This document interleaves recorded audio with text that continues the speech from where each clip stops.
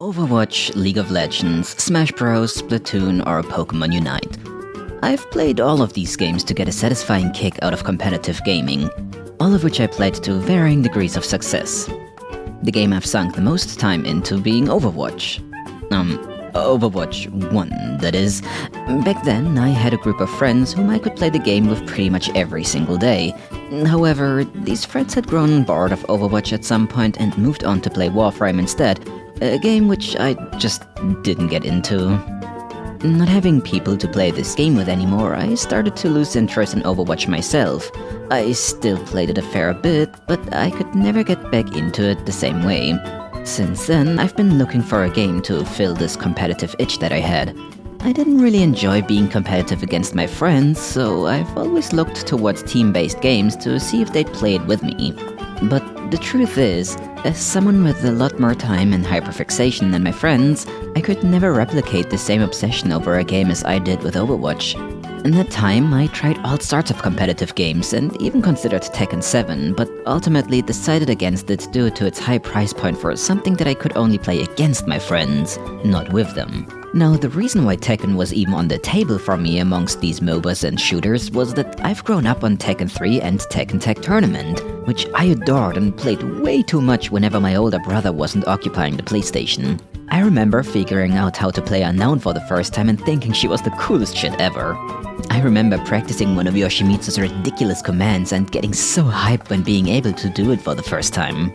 And this memory kept lingering, even if I couldn't bring myself to play a fighting game quite yet, especially because I couldn't really enjoy it with any of my friends. Fast forward to June 2023, where I finally came to the realization that none of my friends would play any of these games with me as much as I wanted to anyway, and I should just follow my heart and finally pick up the fighting game of my dreams to lay and grind out on my own. Guilty Gear Strive.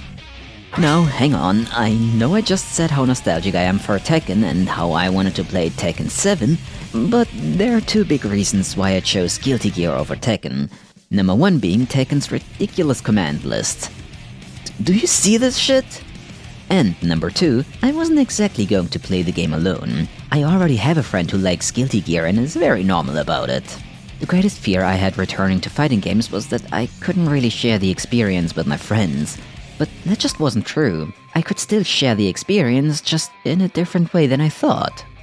Thus, the flashy anime style and kick-ass music led me to buying the game and trying it out.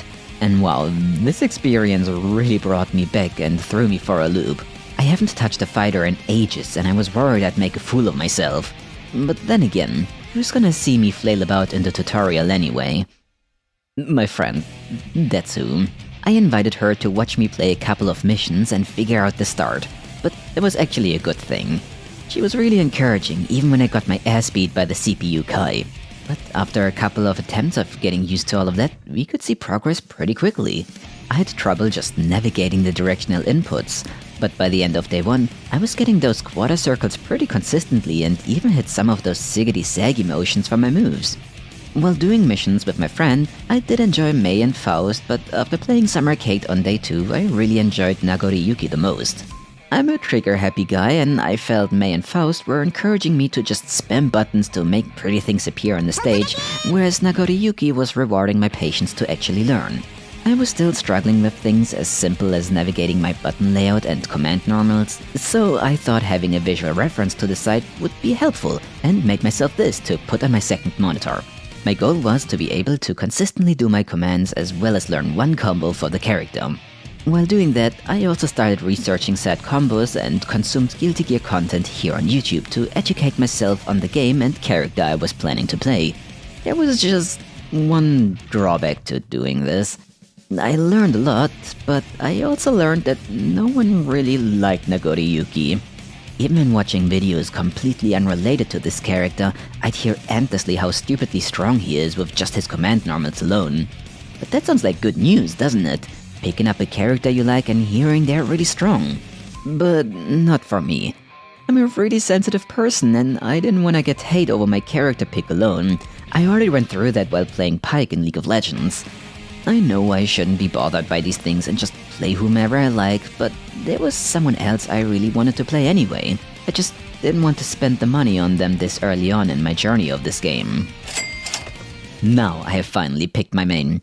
I scrapped all my references, made new ones, and started learning Gold Lewis. Why Gold Lewis, you may ask? Let's say I, have a type. I was warned that Gold Lewis is a little more difficult to pick up, but I didn't know anything about fighting games anyway, so I had no point of reference to scare me away from this character. So I took Gold Lewis into arcade mode and got absolutely creamed by the Nagoriyuki bot. I still had a lot to learn. I continued a couple of rounds of arcade games, but chose to skip the fights against Nagoriyuki as they were just making me angry, and getting tilted meant I was just going to mash buttons until I die, which didn't help me get better. And I was getting better. I learned better game sense, I got better at blocking, and I started to get a hang of what Gold Lewis was doing. There was still a lot that I hadn't memorized about the character's moves though, so I took Gold Lewis to the training ground and started pressing buttons to understand what they did. And I meant really understand. How fast does he throw his punch? How fast does he kick? How long does it take to get out his normals? He was a bit on the slower side after all, so I wanted to take my time and really understand what my button presses did instead of blindly learning combos. The coffin swings, while still a little hard to execute for me, were easy enough to understand. I swing the stick in a half circle and the coffin swings the same way. But which buttons had upper body coverage? Which buttons had lower body coverage? I tried to spend a good amount of time doing just that and also replayed a few of the missions to refresh my memory. But I knew all that practice was going nowhere if I didn't actually fight against another player. It's been about a week since I started. I've played a placement match for the tower, but didn't have the guts to actually fight anyone online until now. But it was time to face that fear and... Wait, why am I on floor 6? I thought I was rated to be on floor 4. Well... I nervously ran around their lobby for a bit, unable to bring myself to versus anyone for a good minute. There were so many people here, judging me for running around like a headless chicken, and one of them would see my lackluster fighting skills on top of that. I've always been nervous on my first online matches and competitive games. People seeing my hiccups, my incorrect button inputs, my bad positioning, but I always felt like I could hide behind a teammate if push comes to shove. I could play my first competitive game of Pokemon Unite as comfy to literally hide on a teammate and get an idea of the situation. Here it was just me and my skills.